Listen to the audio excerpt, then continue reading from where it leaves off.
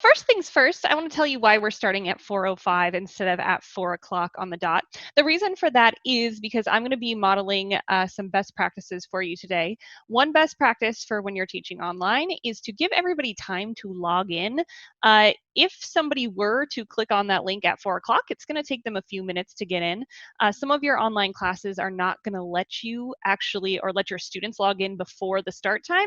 So it's always best to give a little bit of time for people to log in. Alrighty, so I'm gonna go ahead and open up my video. Hi everybody, I am currently sheltering in place in this beautiful cabin in the woods. Don't be jealous of my cabin. Last week I was on a private island. Uh, I'm just coming up with new ones as time goes by. If only it were true, if only it were true. Welcome to this webinar. I'm so glad you were able to make it. I saw that a lot of people were able to access the FAQ. I will be sharing that again at the end. If you could please save your questions, unless you have a question on a specific page. There are 1,000 of you and only one of me. So the easiest way for you to ask questions will be at the end. I'm going to send out a survey where you can ask what you would like to ask. Awesome. Looks like things are working for most people. So you can type in the chat if you'd like. That will come to myself and my co-host, or you can type in that question and answer box as well. Whichever you prefer, whichever one you've been able to find is great. I'm going to go ahead and turn off my video because I personally don't really like video open while I'm trying to learn something. I personally find it distracting. So it's just my personal preference. When you're working with your own students, you may decide that having video up works for you, and that is totally cool and okay. Alrighty, let's get rolling, team. First, I want to talk really quickly about what this webinar is, so that you have good expectations for what you should learn today. It's going to be a very basic overview of the different elements of a successful live online class. So we're going to be looking at what a good live online class looks like with lots of modeling. I'm going to show you how I actually do this. This session should be appropriate for all grade levels. I tried to make it so that it could work for anybody from TK all the way up through community college. What this session is not is it's not a tutorial for how to use the features or functions of any live teaching platform. I don't know what platform you guys are all going to be using, so I can't teach you how to use those until I know what you're going to be on. It's also not going to be a how-to for asynchronous distance learning, which is all that stuff you have students do independently. This is just for live sessions. So the first step to creating a successful online lesson is what we call bell work. Bell work sounds familiar to you because you use it in your regular brick and mortar class. It's the same thing. That's that time that we just had where I gave you all time to log in. I usually like to set a timer so that students know when we're going to be starting, letting everybody know, hey, this is when we're going to get rolling with our stuff. This is also a good place to put some tech tasks. In your case, my tech tasks for you were for you to open up your chat.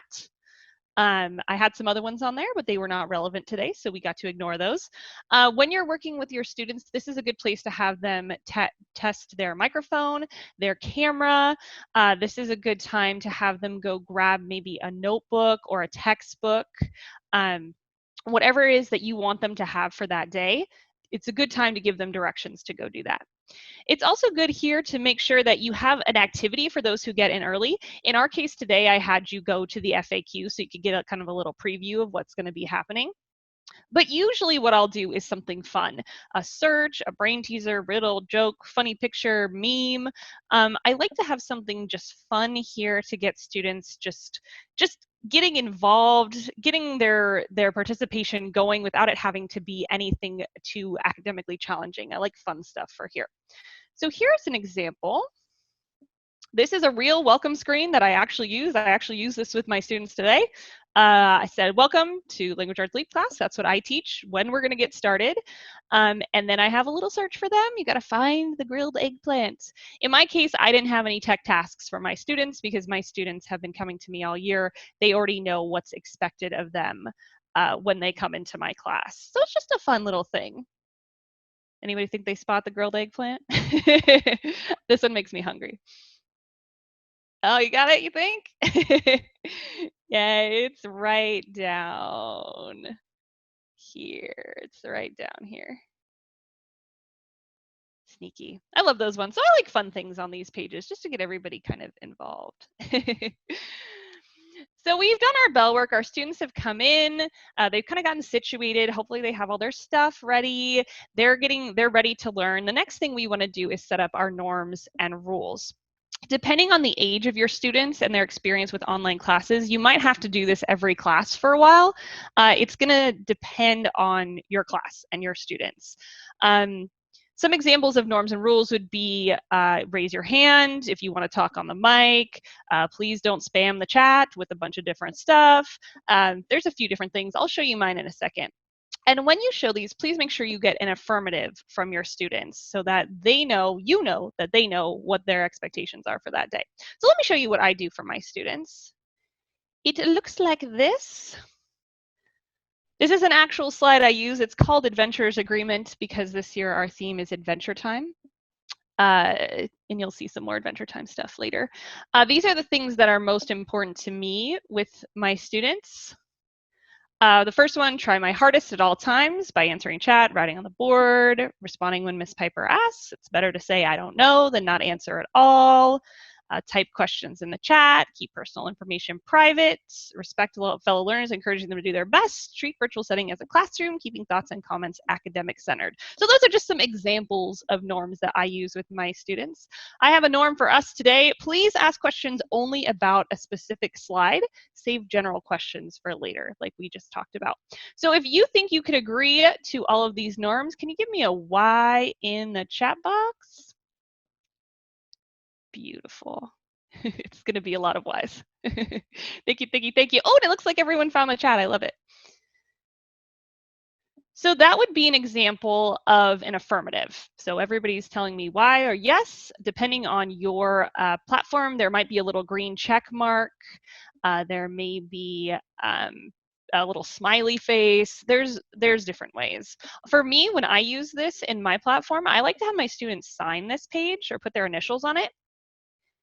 And that tells me, hey, they agree to this. It also helps prevent any behavior issues later, because if somebody's acting up a little bit, you just have to go, hey guys, do you remember you signed that agreement for me? You remember what our expectations were? And they go, oh yeah, I signed that. And then they remember, which is obviously a good thing. We like that. Alrighty, so we've logged in, we've gotten situated, we've done something fun, we've gone over our norms and rules, which will take less and less time the more you practice because they will get used to them. The next thing I really suggest that you all add is some connection time. That's a part where you share something about you, because your students are going to be missing you so much. You guys are so lucky that you actually know them in person. They're going to be missing you. They know you. Share a picture of your funny slippers. Share about what you've been doing that day. Share your pets. Bring them on the camera. Your kids will love that. Something about you to keep that connection going. Have students share something. Have something that they've been working on, something their pets. Let them talk to their friends. Make sure you have time for those connections. One thing that I like to do and a lot of my colleagues do is we have a celebration page. If your students have completed their work for the day or the week, or they did really good work, if it's somebody's birthday, you know, all the stuff you celebrate in your classroom normally, that sort of thing. So let me show you a little example of some community building, some connection time. This is an actual slide that I use for my students when I'm first getting to know them, because my students don't ever actually meet me in person. So I really have to carve out this time. I tell them a little bit about me, things that I like, some pictures. I also let my students do this too, so they get to share with me. A little bit about me, since you're listening to me talk right now. This is my 8th year teaching online. I teach middle school language arts intervention. I've also been a new virtual teacher trainer at one point. So I have been where you all are right now, and I've also helped people who are where you all are right now. So don't worry, it can be done. Lottie asked a good question. How do you let them talk to their friends? Does it get crazy, busy / noisy? Usually the way you have it is you have it so that the chat is open so that they can private chat to each other. So it's kind of more like a chat room. It just really, it's going to depend on how many students you have, how old your students are. Usually chat's going to be the way you do it, probably not on the mic with everyone, because that would get a little crazy. Elizabeth asked, can you supervise the private chats? In every platform I have ever used, yes, you can supervise the private chats. Are you ever worried that they chat about inappropriate comments? They know you're listening, so you give them a heads up, like, hey guys, I can read all your chats. Generally, they keep it pretty PG. Now people asking, can you turn off student chat? In every platform I've ever used, yes, you have some kind of power over that. Alrighty, here's an example of a congratulations page. As you can see, it's extremely, extremely simple, but people love to see their names on slides. You can make this as fun as you want to. For a student who completed all their work last week, celebrate them. It's their birthday, celebrate them, take that time. And you'll think of fun ways to do that too. Alrighty, so we've done our bell work, we've gotten in, we set up our norms and rules, we took a few minutes to maintain that connection, that super crucial connection we have with our students and then with each other. The next step is just like you do in a brick and mortar classroom, we want to make sure that we set up our learning target or our objective. You can also take this time to set up your agenda for the day. That's going to depend on the age of your kids and how much you're going to be doing in that day if you really need an agenda. You could play with it and see if it works for you. Of course, we want our objective in student-friendly language, as always, just like you have it on your whiteboard in your classroom. I personally prefer an I can statement, but some people like the students will be able to. However you prefer to do it or however your administration asks you to do it is cool. For example, here's today's agenda. I'm going to be teaching you the steps to create a successful virtual lesson. There are 7 of the steps. This is where we're going today. Let's see. I got a good question from Kathy. How long do you spend on the first 3 items? Me personally, I teach middle school language arts, so keep that in mind. I'm kind of in the middle of all you guys. Generally, I would take 10 to 15 minutes on these 3 things. Like I said, norms and rules can fade out once they get to know the norms and rules. 10 minutes maybe. My lessons are an hour long. Not all of your lessons are going to be an hour long. So you're gonna end up playing with it a little bit. Here's an example of an actual target slide that I actually use for my students. I think this one is from earlier this semester. My fellow middle school language arts teachers will recognize a nice literacy standard there. I can refer to the text to support my thoughts, draw inferences about a piece of informational text. I do actually show my students these slides, and we just go over it really quickly so they know where they're going for the day. For you and I, our target today is I would like you all to hopefully leave this class feeling more comfortable with the idea of planning and hosting an online class. So I just want you to get a feeling of what this could look like for you. When you get done today, you're not going to be able to just immediately go make an online class. I just want you to get an idea and to realize that's really not that different from what you do already. It's the same steps, it's the same important key ingredients. Eric had a good question. How do we apply this to special education classes? If you have students with goals at different levels, you are able to differentiate within the lesson if they're in the same group. We're going to be releasing more information on special education because we've had a lot of questions about that, and we do have virtual special education teachers who are going to be, fingers crossed, helping you guys.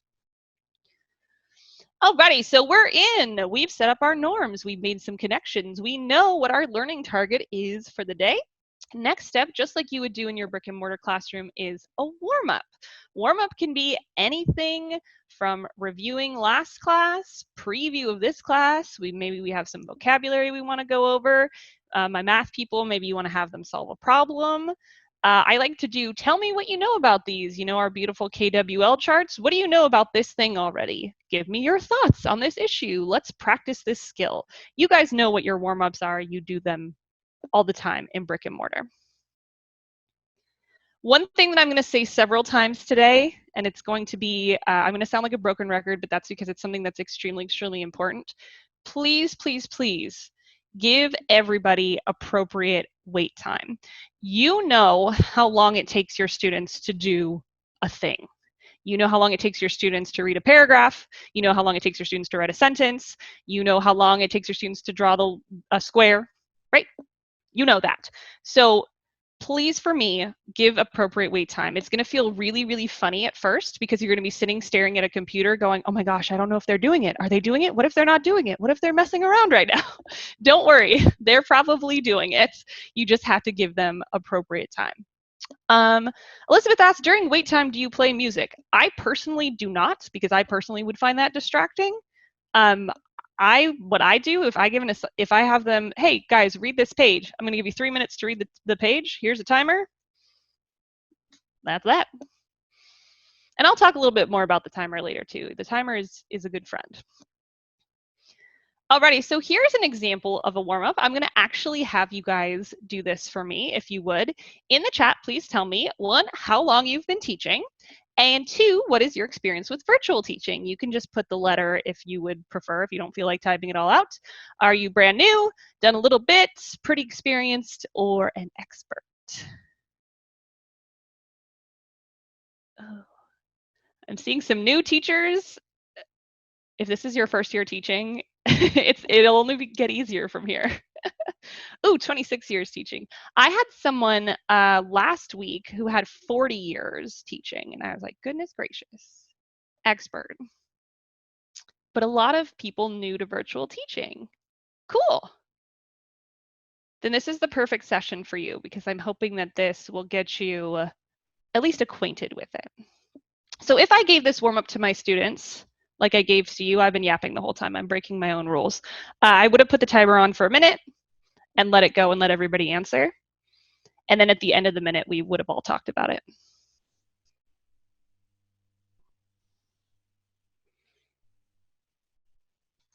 Awesome.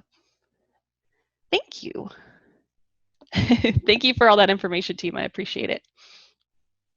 All right, so we've gotten in. We know our norms and rules. We've made a connection. We know our learning target for the day. We've warmed our brains up a little bit. So now we're ready for our academic work. It's lesson time. I prefer a classic I do, we do, you do approach to online lessons. You can use any lesson structure or order that you prefer. I just find that this is the simplest, and I would probably start here while you're still getting used to the platform and your students are still getting used to the platform, because it's kind of a tried and true, right? So we know our I do is ideally the shortest part of our lesson.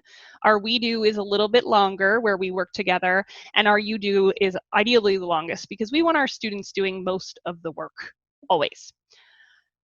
I would like you to make sure you give students the opportunity to do something every few minutes. So whether that's answering in the chat, giving a green check or a smiley face, or whatever your platform allows for, or writing on the whiteboard, students should be active in some way, even if it's just a small way. And I'll give you some ideas for that in a second.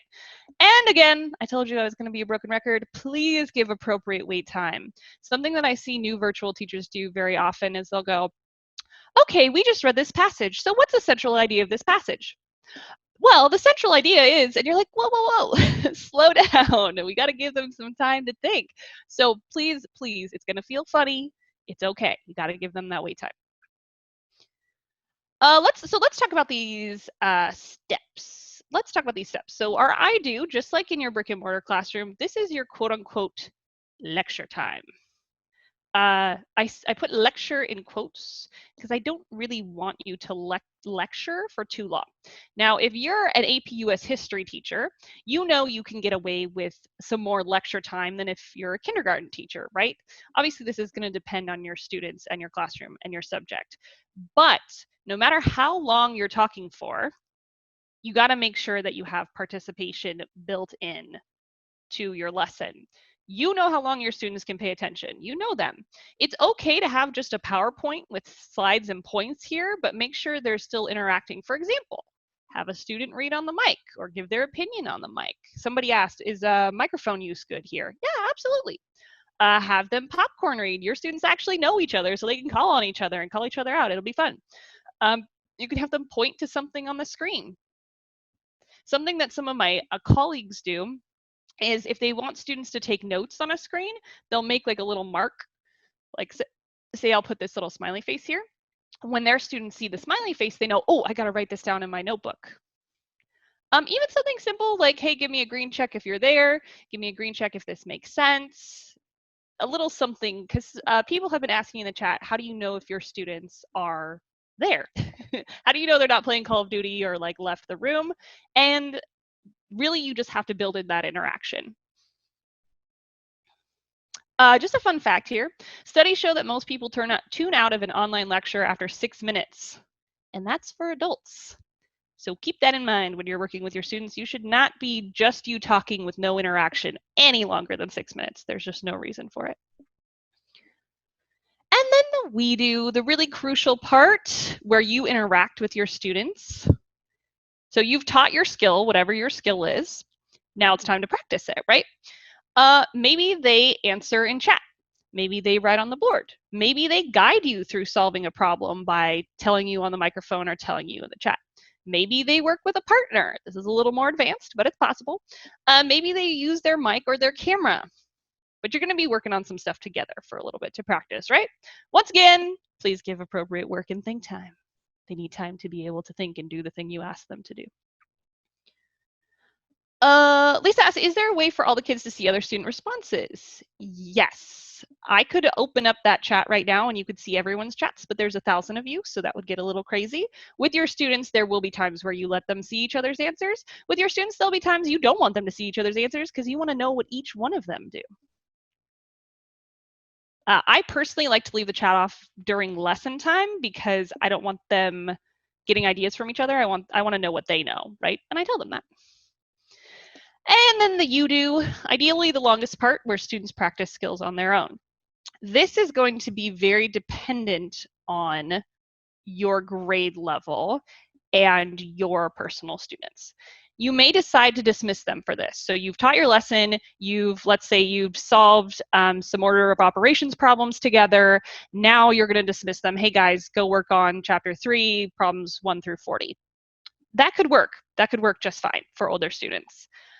You might use breakout rooms, which is a tool that exists in most of these live teaching platforms where you can make little mini rooms in your room and have them work by themselves or in groups. That's a little bit more advanced, but if you know a little bit more, after you practice a little more, it is a possibility. You can have them answer in chat. This is the way that I have most of my students respond to me most of the time because I'm a language arts teacher and it's just the easiest for me. You can also have them work on paper and scan it and send it to you. I try to avoid this as much as possible just because there's all kinds of hiccups that can happen in the scanning and the sending. Oh, Miss Piper, I did it. It just wouldn't scan. Oh, it was so weird. And you're like, sure. So better accountability to just have it there. Or if you're doing work in Google Classrooms or Flipgrid or Kahoot or all of these crazy cool sources, programs that can help you do this, this is where you do that. And your administration is going to give you more guidance on that stuff too.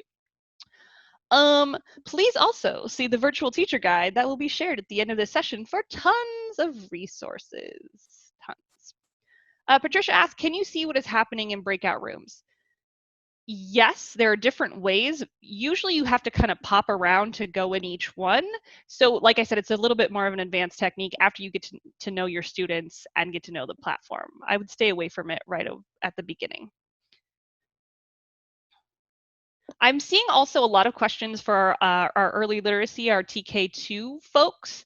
This, I assure you, can be done, and it can be done extremely well for our little guys. We're going to have a presentation next week from one of our kindergarten teachers to help you with that. I know you guys, as soon as you see it, you're going to be like, oh, that makes perfect sense. So stick with me. Stick with me. We've got support for you coming. Alrighty. So here's an example of an actual slide that I actually use with my students. I'm going to show it to you the way I actually give it to my students when I want them to read. It looks like this. Can you please tell me in the chat, what do you notice about this slide?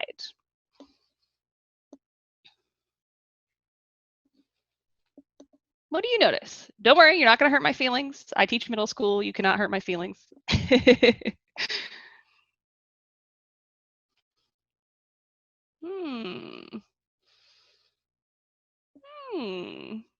Oh, you guys are nicer than the people last week.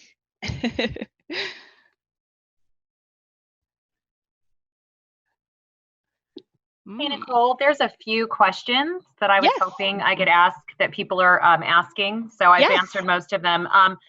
Some people are asking, you're using Blackboard Collaborate to teach, and if those are tools that you're showing are Blackboard Collaborate, not Zoom. They are. Everything that I'm using in this presentation, in this box window that you're seeing right now, are Blackboard Collaborate tools, because that's what I'm most comfortable with. That's what we teach with Yeah, and every day. so a great question. People are asking if they're the same. So Zoom is what we're using to actually be able to share our screen and talk with all of you. Blackboard is what she's using for her information. And so when I teach online, I might use either PowerPoints or Google Slides or a combination of activities. And some of our webinars next week are going to cover that. But Zoom is basically just the platform to be able to communicate. And then whatever you're using on your end, that's what you're sharing with your students. If that makes sense. And some platforms have more interaction than others. Exactly. And if you are using Zoom at your district, you will probably be using Google Slides or PowerPoint to share. Like I said, I'm using Blackboard Collaborate because that's the one I'm most familiar with. And that Good is questions. yes. And then yes, your district should have this. And just from a parent perspective, it's really good if your school site is all using the same tool. That way, especially for parents with kids, like multiple kids at the same school, they're not having to manage like 3 to 5 different types of websites. Mm-hmm. Thanks for letting me ask those, Nicole. Yeah, absolutely. No, good questions, team. And that was a good point to do it because we were having people respond in the chat too. Okay, so you guys are, like I said, much nicer than everybody last week. Everybody last week saw this slide and they're like, Nicole, this slide is so boring. Who was thinking it? Come on, be honest. Nicole, this is the most boring slide I've ever seen in my entire life. Okay, so stick with me here. My opinion on this comes from nearly 8 years of experience in gathering data about virtual classrooms. So I promise I'm not just making this up. Every slide that you make has a job to do, right? I'm a language arts teacher. So my job on this slide that I want for my students is just for them to read this. I am not going to add anything to this slide that is going to interfere or distract from them reading this passage, because that is our goal right now, is to read this passage. I'm not going to have Snoopy in the corner. I'm not going to have a little bitmoji of me over here. I'm not going to have colors and squiggles and polka dots. Nuh-uh, because right now we're reading. This slide right here is not a slide like you're used to your PowerPoints being, where you're trying to keep the text small and just have bullets. This is actually the text we're reading, like your textbook. So imagine how you would want a textbook to look if you were trying to read something. That's what it's going to look like. So I really, really would encourage you to be very, very thoughtful about what you add to your slides. Your advanced learners are going to read whatever you put on the board, right? Like they're going to read no problem. You could have all kinds of crazy stuff on there and they will be fine. We really, really have to keep in mind our students who are struggling readers, our students who maybe have visual processing disorders, our students who have ADD, ADHD, to where all of that stuff is going to be crazy distracting and it's going to prevent them from doing what we actually want them to do, which is read. The second benefit to this, it's best practice for students. That's the most important thing, obviously. Second benefit to this is you don't have to worry about making all those crazy beautiful decorations, so it just gets to be plain. You don't have to do any extra work on this slide. So it actually also cuts down on your very precious time. It actually, excuse me, it gives you more of your very precious time to do very important things. So all my wonderful, creative, beautiful, fantastic, usually elementary school teachers, I know who you are, who want to make everything gorgeous and cute. Just keep this in mind. Just think about it. I know why and I totally understand. Just keep it in mind. The big takeaway from this is please do not confuse cute stuff or fun stuff with engaging. Just because it's fun or pretty or cute does not mean it's engaging. The most engaging thing on earth is learning something. So everything should be to that goal of learning something. My beautiful, wonderful, creative teachers, save all that cute stuff for your community building slides. I know for some of you, you're hating me right now. You're like, oh, save it for your community building slides. Make them as gorgeous and decorated and fun and gorgeous as you want to. Please leave the lesson slides nice and clean. Every single thing on a lesson slide should have a job. It should serve a purpose.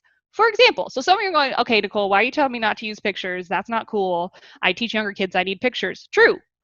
Check this out. So we're reading that article about crocodilians, right? Here's a visual. We're going to use this to compare and contrast crocodiles and alligators. That serves my purpose. That goes with my reading. Maybe my goal for the day is let's do some compare and contrasting. This visual is useful.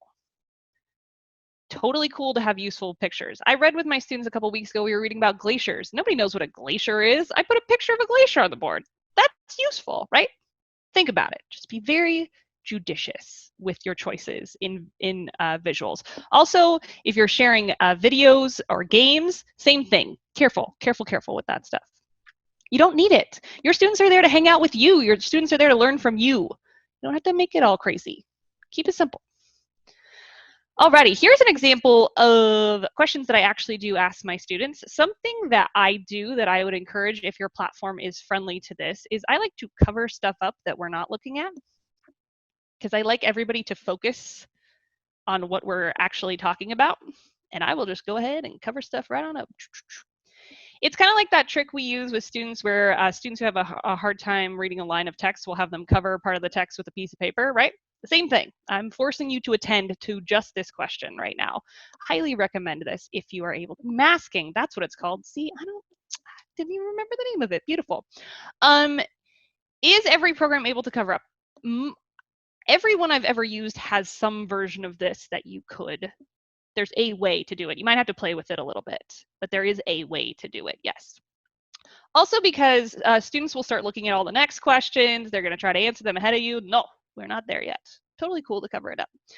On this slide, what I would do is I would do like a we do on the first couple questions. So we would answer these together. My students would help me answer them. Maybe I would pull out some student answers and we would talk about, you know, how they did or if they need to change anything.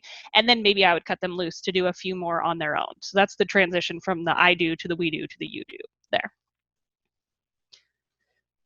All right, so we've done our bell work. We know our norms and rules. We made a connection. We know what our target was for the day. We got warmed up. We did our lesson. Obviously, that lesson is going to look very different for each one of you, your subject, your grade level. I've got some great questions about some practicalities in the chat for lessons. So Mallory asked a great question. When doing this, do you show them the reading? A cool thing that you can do in Blackboard that may or may not work in your platform, so don't get too excited, is you can uncheck this button up here, which is the follow button. And that means that students can change the page so they can go back to the reading. And I highly encourage that. That's good practice. All my language arts teachers know that. Somebody asked, where are they typing their answers? In the chat. I like to have students type their answers in the chat. To me, that's my preferred method, but you might find a way that works better to you. Oh, lots of people asking, how do they go back? Yes, there's usually a way to go back, or something that I often do if I really want them to focus on one particular section is I'll just like snip a chunk and then bring it with us over to the questions so that we have that chunk right there. Ta-da! And that was just an example. I don't even know if that's where the answer is. But yeah, you can snip and move stuff around. It's very flexible. If you have a smart board, you probably have experience with this. Think outside the box, guys. Don't think of this as being stuck like a textbook is stuck, because it's not. It's virtual. You can move it around. Tony asks, are these sources you created or copy and pasted? These particular ones are copy and pasted from a curriculum that was purchased for me by my administrators. You're going to have to talk to your administrators about getting you curriculum. I'm sorry. I wish I could help you with that, but they're really going to be the ones who are going to tell you. If students respond in chat, how do you keep track of participation? Do you keep reviewing your chart list until everyone has credit? That is a fantastic question. I'm answering some questions right now. Here, we'll make a little cue here. So my classes are usually 12 students. like 7 to 12 students. So I just follow along in the chat box. I can follow a chat box up to like really about like 100 to 200 people. It takes practice, but you get used to it. And I usually keep track. I just keep a little like tally or check mark of who's doing what they're supposed to be doing. It becomes more automatic as you practice it. It's just like in your brick and mortar classroom when you notice the same kid is not raising their hand over and over and over, and you're like, I see that one over there. They're not raising their hand. It's like the online version of that.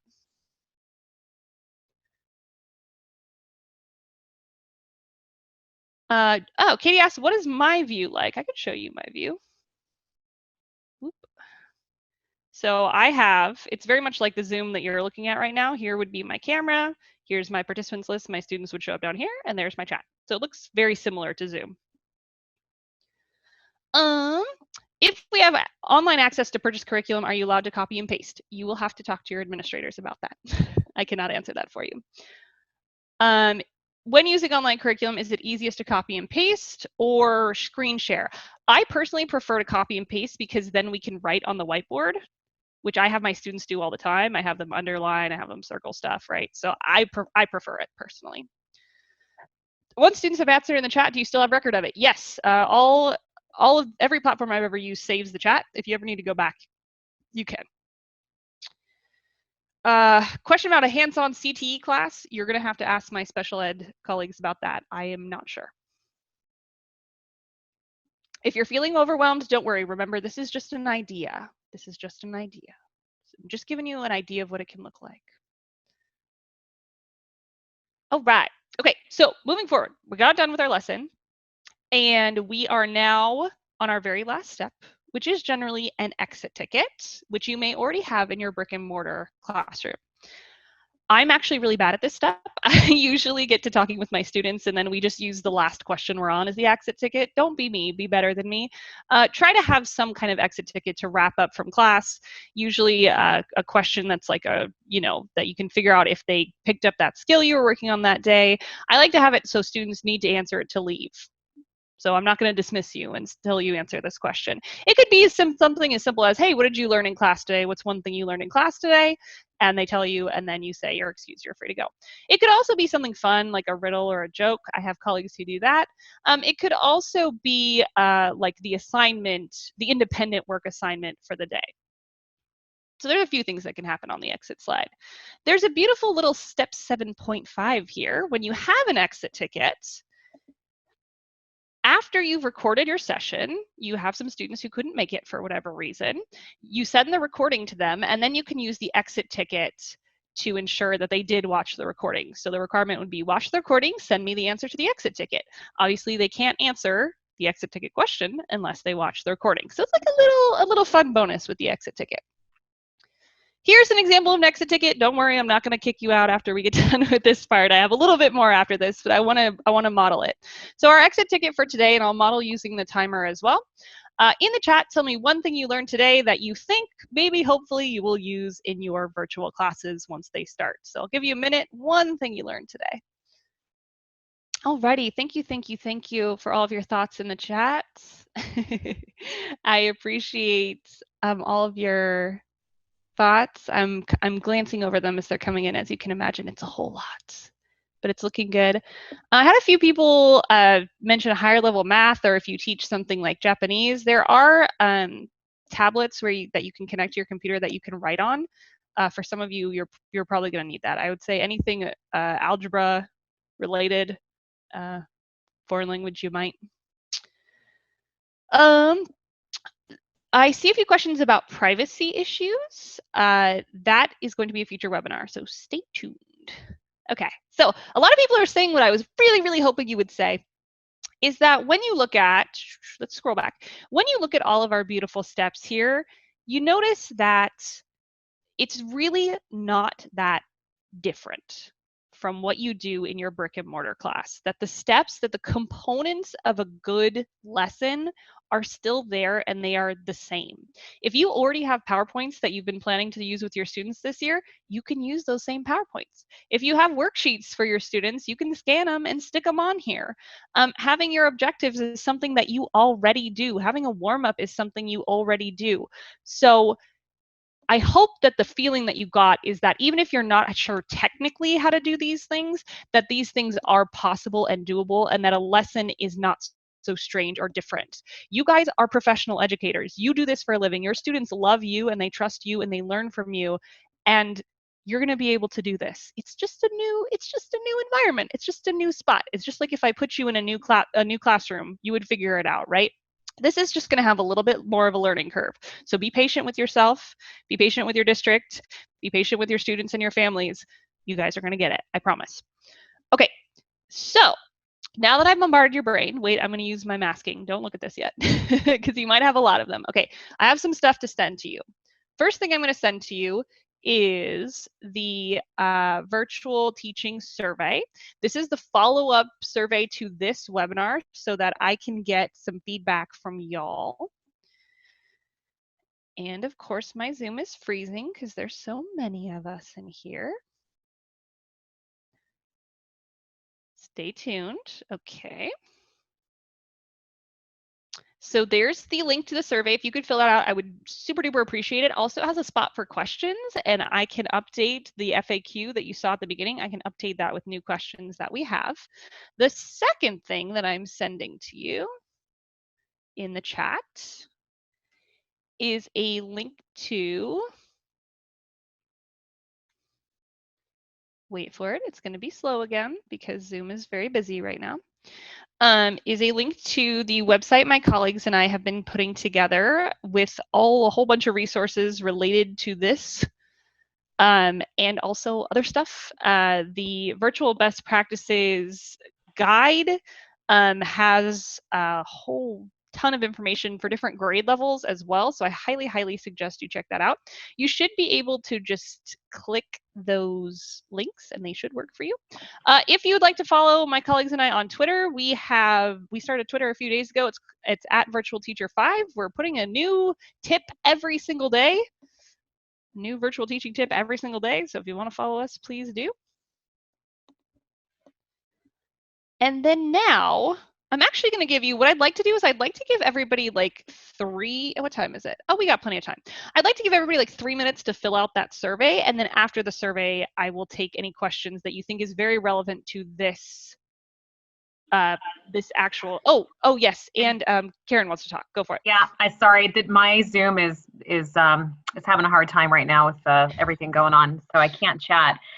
Yeah, so we're going to have 10 more webinars next week. We've gone from like 1 to 10. So I just want to thank Nicole and her colleagues who are the California Virtual Education Union. They're part of our union of CTA. So if you go to the IPD trainings page, which I don't know if I can, I've shared this before. I don't know if it's going to let me share this again. But if you go to the IPD trainings page on our CTA website, there's a calendar there that I just set up today. And not all of the webinars are up yet, but if you click on that calendar, it'll give you the topic, description, who the presenter is, and you can register right there. So our cap is 1,000 people. So just know that it fills up quickly. This webinar filled up within a few hours. So I would go there now if there's something that interests you. We have like early childhood, we have classroom and behavior management. So just go to cta.org/IPD and click on trainings. I actually can't use the chat feature right now. My computer is freezing. So that's the best I can do to share it at this point in time. And then also a recording of this webinar is actually already there, along with Nicole's website that she shared with you. A link is already there as well. So cta.org/IPD. And then you'll see a box, a couple different boxes. We actually have a lot of great resources. So you could check out everything we have there, but if you click on the trainings page, it'll take you to all of our webinar and our other trainings. And then we also have a YouTube channel, and we're going to be posting that this week. So you can see our other recorded trainings. I've done a lot of webinars on special education. We also have different resources, and we're happy that you can use them. So thanks, Nicole. Thank you. All right. So I hope you were able to, see, I'm breaking my own rule. 42 more seconds for you guys to fill out the survey. I'm going to be quiet while you're doing that. If you want to stay and try to ask some questions, we can give it a shot. Lottie asked a good question. How long does it take to make the slides for a lesson for one day? That's really going to vary. It's going to vary on what curriculum you end up with, your grade level. The more you practice, it's going to get faster. For me, it doesn't take very long. It's going to take some practice. Can I also let people know, I've gotten a lot of questions about documentation for professional development. If you guys email ipd@cta.org and request that letter, we could probably get you one within the next week. But please let us know what you attended, like what webinar you attended, just because we're dealing with thousands of members. Karen, was that ipd@cta.org? That is correct. ipd@cta.org. Do not email me, Karen Taylor. Email ipd@cta.org. Okay. And then we'll work on it in the next week or so. I'm putting that in the chat for you guys. Sorry, the chat right now is very, very slow because it's like, oh my gosh, there are 1,000 people in here. When you have your classrooms, you're not going to have 1,000 people in it, so it should move very smoothly for you. A few people are saying they can't get the survey or the other link. Let's see that in the question and answer. It might be. It might also be going slowly because there's 1,000 people flooding it. Remember, y'all, that we are also learning to do new things. Like, I teach live many times every day and send recordings and surveys, but I don't do it to 1,000 people at once. So there is a learning curve for all of us here. I've noticed some questions about like some kind of privacy or like students hijacking the classroom, things like that. We're going to have a session about that coming up as well. And if you guys do have questions about that, you can email us at ipd@cta.org. So if you want to ask some of those questions, myself and my colleagues will look at those questions in the next week. We're going to be putting together do's and don'ts of using video platforms like Zoom, just to give you some guidance. So if you can't wait for your answer, like I know the CTE question, we're actually going to look provide some resources for you guys. But just email us at ipd@cta.org also, and then we can maybe get you those answers sometime next week. Yeah, Lisa pointed out something that I've actually been reading about in the last few days that I had never heard of before, the Zoom bombing, where people come in and play something inappropriate. On Zoom, there is actually ways to block anybody from participating, to mute everyone, to have your cameras, like you guys are all muted with your cameras off right now, right? I would have to give you permission to be able to interact in that way. So I'm guessing that generally happens when people aren't aware of all of the features of Zoom, or maybe they don't have them turned on for whatever reason, but there is a way to do it. Question, how many days do you teach your students online? Remember, I'm a full-time virtual teacher, so this is what I do every day, all day. I teach 4 days a week, 5 sessions a day, and Fridays are my prep day. Heard parents hijacked lessons. That's interesting. Remember, guys, you're gonna have to train your students' families too. We could have a whole webinar on that. That they're gonna need some help too. They're still learning. And we also, our Instructional Leadership Corps is a group of teacher leaders that have been doing professional development for 5 years. We're also working on a webinar series with them. Ooh. So in addition to this webinar series with our virtual teachers, we're also going to have those webinars probably going on at the same time in the next couple weeks. So we're going to have a lot of different offerings. And I think they're going to be focusing on parents as well. Oh, good. Yeah, that'll be super helpful because that's a huge part of what we do is interacting with, we call them learning coaches at our school, but yeah, with families. I saw a few people ask, I work at California Virtual Academies is the school that I work for. Let's see, how applying this to PE, I could think of like doing yoga together. Like there's like lots of cool videos on YouTube that you could go through together.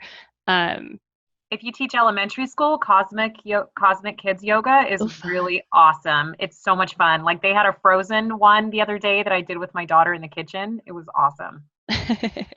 Cool. See, there you go. They're on YouTube.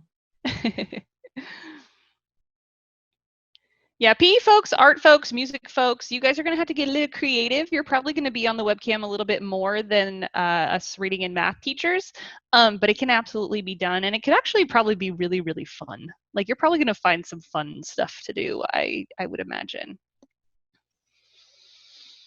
Some great questions about like scheduling classes, combining classes, how many students you want in a class. Your district is probably going to have some guidance for you on that. We're also going to have a webinar next week about block scheduling. So look out for that one if that's something that you're wondering about. Some people getting hungry. Yes, this webinar is going to end promptly at 5 o'clock because I am respectful of your time. If you have a question that I didn't get to, please put it in that survey. And I will update the FAQ. Let's see. Moderate severe tips, yes, we'll work on that. We're getting there, I promise. Yeah, that'll be in a few weeks. So someone asked on the CTA website. So if you go to www.cta.org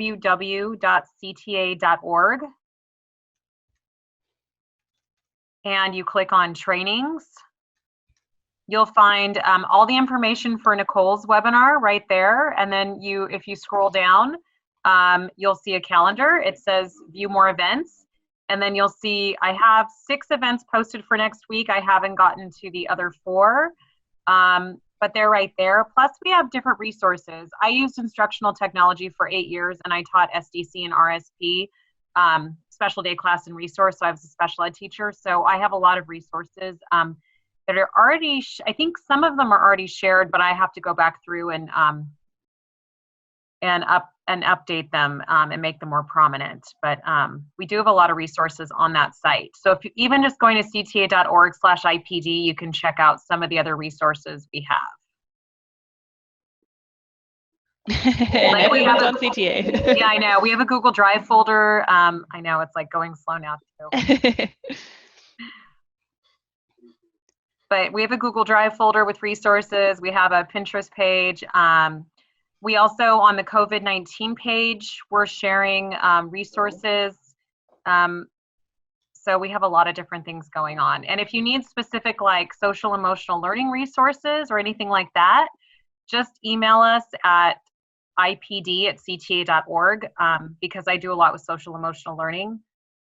So there's some great resources out there. Yes, get friendly with the CTA website. They've got a lot going on. Also, like a lot of things that you need to like talk to your union about, and working with your district on getting your platforms, paying for things, all that really important stuff. Like they're there to help you with that stuff too. Absolutely. If you have, if you have questions about like what kind of software your district is going to use, things like that, all of those things, how are you going to address like cheating? There's different software your district can use. Talk to your primary contact staff person. So all of you are CTA members. You all have a primary contact staff person that works directly for CTA, like I work for CTA. They're your liaison to really help you navigate those questions. There might be things that they're already discussing with your district, and also your unions can bargain a lot of these new working conditions. So I know that's going on all over the state right now.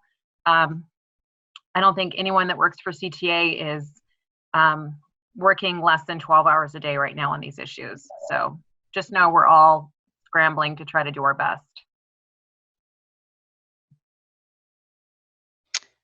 Karen, how are they going to get, people are asking how are they going to get the updated FAQ and the recording and such? Are we just going to have them visit the website? Or are we going to send that out in some other way? No, it's too much to send it out to 1,000 people because we actually had 2,200 people register for the webinar. So if you just go to that trainings page, everything will just stay updated right there. I'm going to work with, we're going to put all of the webinar recordings on our YouTube playlist, which I can't give you guys the link because my chat's not working, sorry. But we'll have that posted probably tomorrow, if not by next week, up on that page. Awesome. So just keep checking back there. Yeah, there's a lot of good stuff going on over there. All right, guys, it is 5 o'clock. I don't want to take up any more of your time. I know I just bombarded you with a lot of information. Please just let it settle in. Don't feel like you have to go run and do anything right now. Just kind of marinate on it. Just kind of marinate on it. Look out for future webinars. My colleagues are really cool. They've got a lot of good stuff planned for you. Check out that website that we sent. You can always reach out to me if you have questions or something's not working on there. Just keep in mind that I'm still working my full schedule, so I might not get back to you right away. You are so welcome, everyone. Have a good day. Take a break. Do something relaxing. Do some self-care. We sent out self-care tips this week twice, so check it out. Reminding you to take care of yourselves. Don't yell at your own children. I know a lot of you guys have kids at home, which is probably crazy too. I feel for you. I have 5 kids, so I totally get it. I'm having to work from home with 5 kids. If you want to add that Twitter, you just go on to Twitter and you just search for @virtualteacher5. It's virtual. What do I call it? Virtual teacher tip of the day, and you'll get a new tip every day right into your Twitter.